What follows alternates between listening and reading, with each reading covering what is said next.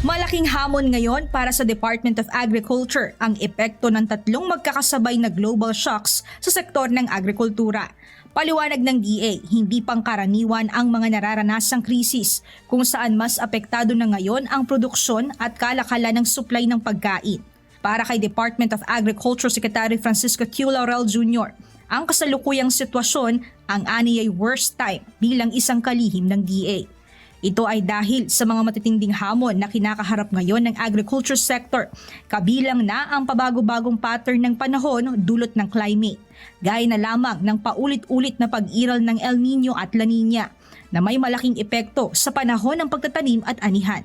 Kasama rin sa kasalukuyang problema ng pagbabago ng panahon ay ang pabalik-balik o paglala ng sakit sa mga hayop gaya na lamang ng African swine fever at birds flu na may malaki ring epekto sa supply at presyo ng karne sa merkado. Dagdag pa dito, ang krisis sa supply ng langis, bunsod ng hindi pa rin natatapos na digmaan sa Middle East kung saan apektado ang presyo at transportasyon ng mga kalakalan na mayroong domino effect sa supply chain at export restriction ng mga produkto.